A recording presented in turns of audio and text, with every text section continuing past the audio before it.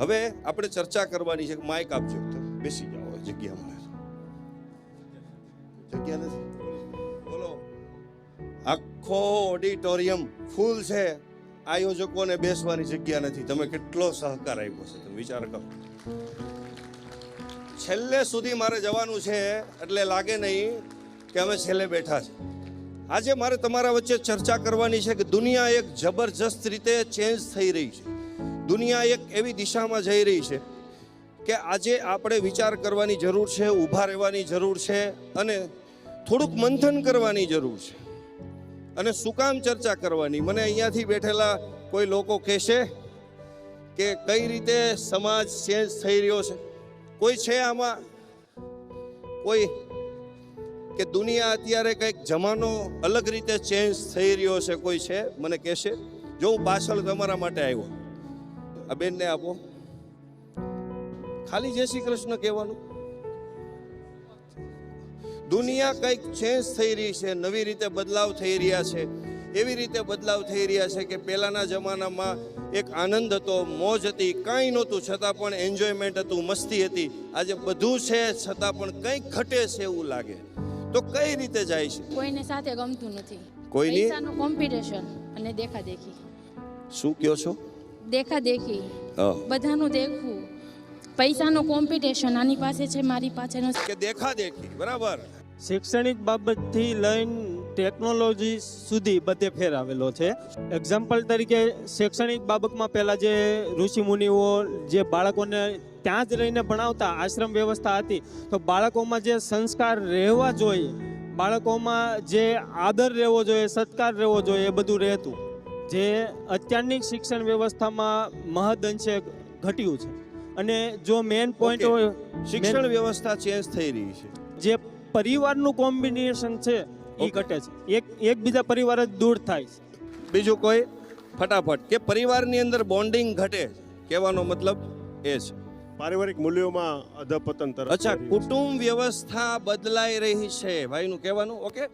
Okay, કુટુંબ વ્યવસ્થા પહેલા જેવી નથી. બીજું છે કોઈ કહેશે નવા બદલાવ અને ઝડપથી બદલાવ કે છેલ્લા 50 વર્ષની અંદર બદલાવ નથી થયા, એટલા બદલાવ છેલ્લા 5 વર્ષની અંદર થયા છે, એવા બદલાવની વાત કરો.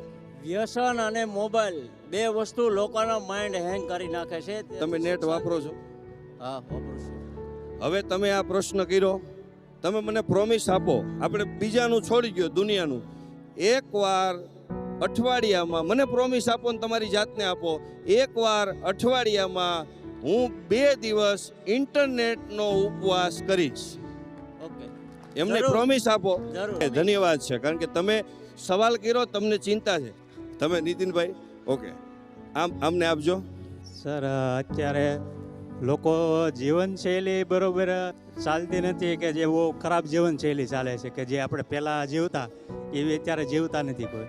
પહેલા જે જીવન જીવતા એ એનાથી કંઈક અલગ છે. હવે હું તમને એક પ્રશ્ન કરું, આને આપણે રોકી શકીશું? નહીં, આપણે ચેન્જ થવું પડશે તો રોકી. આપણે ચેન્જ થવાનું કે બહારની પરિસ્થિતિ?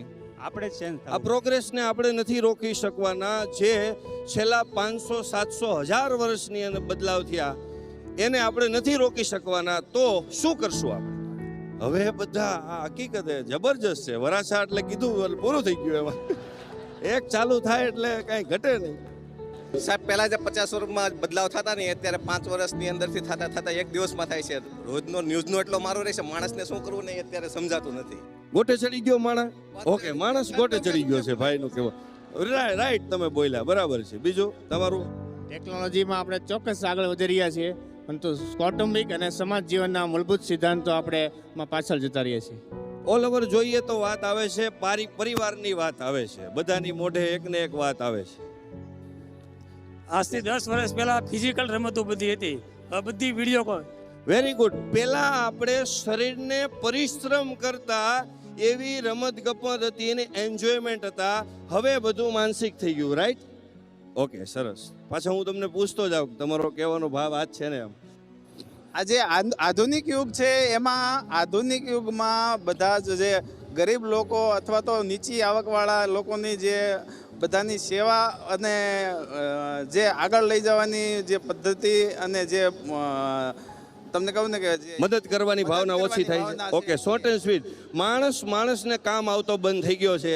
પેલા એ વસ્તુ હતી, ટૂંકમાં ઇન શોર્ટ માણસાઈ હતી, હવે ઓછી થાય છે. સોશિયલ મીડિયા વધી ગયું છે અને સોશિયલિઝમ ઓછું થઈ ગયું છે. હવે આ બધી વસ્તુ તમે જે કહો છો આને આપણે રોકી તો શકવાનું નથી, તો શું કરવું જોઈએ એમ? રાવણ, આને આપો. આ કળયુગ છે હા અને કળાનો યુગ છે. આજનો જ દાખલો આપણે જોઈએ હા. તો અત્યાર સુધી ઉમેદવાર વેચાતા, આજે એનો ઠેકેદાર વેચાઈ ગયો. એટલે મુખ્ય એક નેતા સારો હોય એટલે આપણે ગણવાનું ઓકે ઓકે, બાકી તો આમાં મારે બોલવામાં કંટ્રોલ કરવો પડે. અત્યારે કોઈ નાત વિશે ન બોલાય, જ્ઞાતિ વિશે ન બોલાય, ગામ વિશે ન બોલાય, સિટી વિશે ન બોલાય, કોઈના તો અમારે કરવું શું હોય? જી, પહેલા છે ને ભાઈચારો હતો. ભાઈચારો મીન્સ કે સહનશીલતા હતી, કે ભાઈ ભાઈનું કંઈ નબળું હતું તો સપોર્ટ કરતા એકબીજા. હવે અત્યારે એ નથી રહ્યું. અત્યારે ભાઈ રિહાયો તો ભાઈ ભલે ખૂણામાં બેઠો, આપણે આપણું કામ કરો. એ થોડોક ડિફરન્સ છે પહેલાના. આના માટે આ જો 2-4 પ્રશ્નો તમારા હતા, એમાં હું એક વસ્તુ ઇન્વોલ્વ કરી શકું.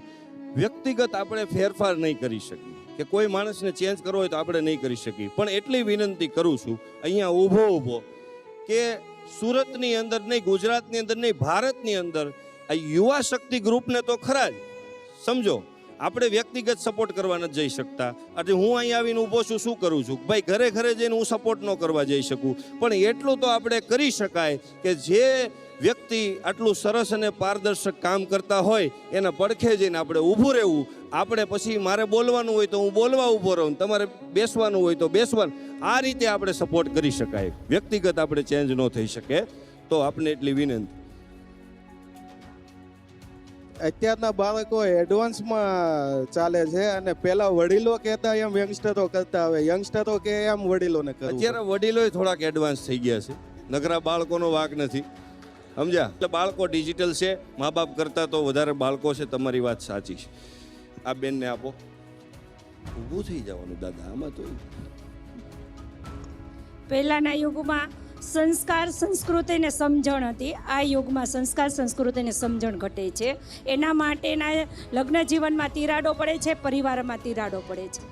હવે જો લગ્ન જીવન નવા થયા હોય એવું હાથ ઊંચા કરો એટલે આનો સોલ્વ કરી નાખી પ્રશ્ન. યુવા શક્તિ પરિવાર અહીંયા બેઠો છે, એમના આ બધા બહેનો પણ અહીંયા છે. નવા નવા લગ્ન થયા હોય એવું કેટલું છે? એટલે સમાજમાં લગ્ન થતા બંધ થઈ ગયા, ઓછા થઈ ગયા. એક જ વ્યક્તિ આ 5000 લોકોમાં કાંઈ વાંધો નહીં. હવે એક છે તો એકના માટે કંઈ કહેવું નથી, પર્સનલી તમને કહી દઈ, જાહેરમાં ખોટું. ખૂબ સરસ મજાના પ્રશ્નો છે.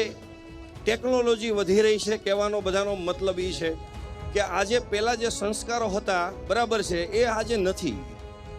તો હવે શું કરવાનું? સમાજે આટલી બધી પ્રોગ્રેસ કરી છે તો સમાજની પ્રોગ્રેસને કોઈ રોકીને ઇન્ટેલિજન્ટ માણસો અહીંયા થઈ ગયા, મહાત્માઓ થઈ ગયા, સાધુ સંતો થઈ ગયા, અને કોઈ બ્રેક નથી મારી શકી, અને કોઈ બ્રેક નથી કરી શકી. હરેક વ્યક્તિને ચિંતા છે. મોટી ઉંમરના વડીલ થઈ ગયા હોય તો એમને ચિંતા છે કે મારે ઘરે દીકરો છે તેમની વહુ આવે તો સંસ્કારી આવે, દીકરી હોય તો મારે જેની ઘરે મોકલવાની છે દીકરો સંસ્કારી. ભાગીદાર જોઈન્ટ કરો તો તમને એમ લાગે નીતિવાળો. હરેક વ્યક્તિની એવી ચિંતા છે કે સામે મળે ને એ જોરદાર મળવું જોઈએ. સમાજ એટલો બધો પ્રોગ્રેસ કરે છે તો આટલી બધી ઉપાધિ વધે કેમ? પ્રશ્ન એ થાય કઈ રીતે વધે? અને જો આમનામ વધતી રહેશે તો આપણે ક્યાં? અને આ કરવું જોઈએ, એ શું કામ કરવું જોઈએ? ચાલો.